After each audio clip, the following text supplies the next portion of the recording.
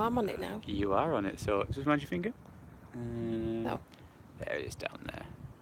Right, so. Hello, and welcome to Teesmouth. We're actually on the South Gate today, Inspired to Learn Live, as usual.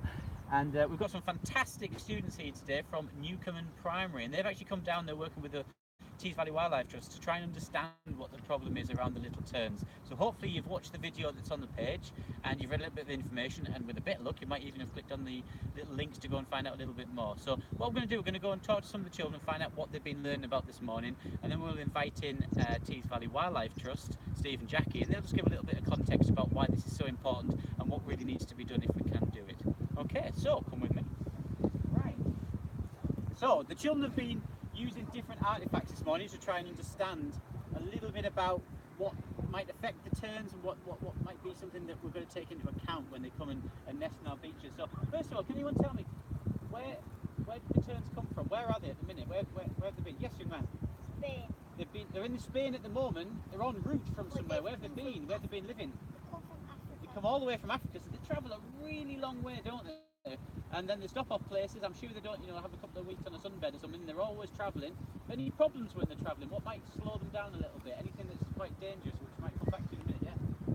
Weather and such like, yeah? Anything else that might be a problem? If I dropped you off in Africa and said, come to Teesside, would you know where to go?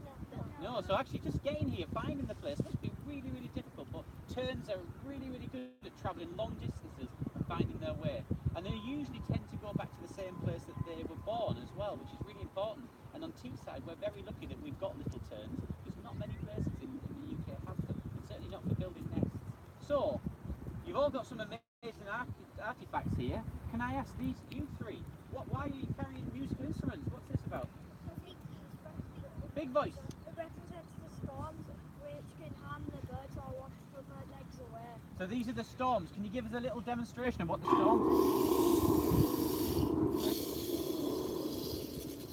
So not just en route on the way here, but actually when they're here, they could get washed away. A high tide might affect them if they're too close to the water, or rainwater coming down if it's different how they expect it to be. Right, that's a danger for them. So we need to think about how we can help them with that. Now then, what is that horrible thing you've got in your hand? Dog food. Oh no, it's dog poo. Now what's the dog poo? And you've got a bone as well. Oh no, is this dogs? What's the problem with dogs? With the bone, dogs can chase them away. You might chase them, they might disturb them if they're nesting. They don't want a big hairy dog coming and giving them a sniff, do they? And leaving mess around behind them as well, makes a horrible environment. Okay, fantastic, thank you. Now I haven't seen this yet. What is it? Come a step forward so we can see. What have you got there? A snake. A snake. And do you want, there's a few animals here. Come bring the animals forward. Come to the front. Come to the front. People who've spoken, if you step back a little bit. There we go. What have you got? We've got a snake. We've got a hedgehog. A nasty, horrible hedgehog. I don't believe it. Is that part of a fox? Or used to be, didn't it? Yeah, okay. What animal is that? A bird. Do we know what that one's called? Well, it's a peregrine, but it's there to represent other birds, like kestrels and gulls. Okay, and they come down, and we've got little foxy loxy here. Now, what's the problem? So, why would there be a problem? Surely terns are used to these things. Because the animals can eat the egg or the bird. Oh. Because I suppose the chicks are quite vulnerable. They can't fly away when they're just chicks until they fledge. I think it's about 3 weeks, is it? Just something like that. 3 weeks before they can even get into the air. So they're very, very vulnerable on a beach like this. That's important to make sure that we have some safeguards over that if we can give them a bit of a hand. Obviously, it's nature, and they need to feed their young as well. But at the same time, if we have a balance, that'll be even bit better. Now then, what have you got, young lady? At the back, you've got an apple and some. And straw and a picture. So what's an apple got to do with anything in straw? Horses, because horses go on the beach and they might stab the little The little birds, because it's just won't see. If you're a huge horse, you're not going to see a little chick, and they're really well camouflaged to hide them from the predators as well, so they might not see them. So that's something to.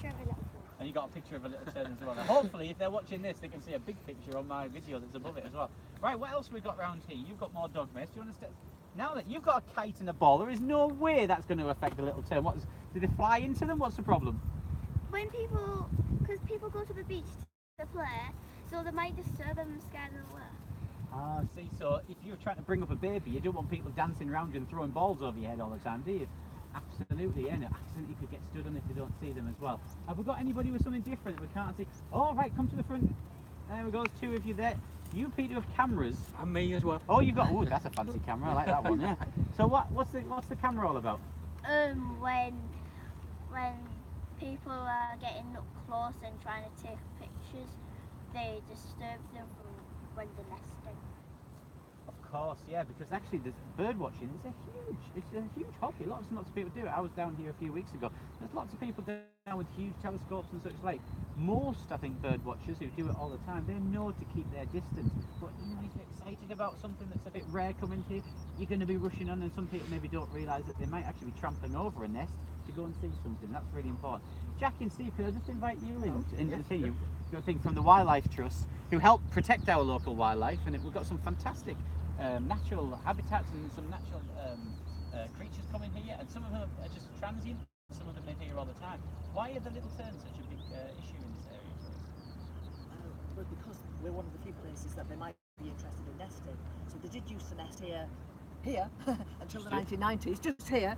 Where is it, kids? Where did they used to nest?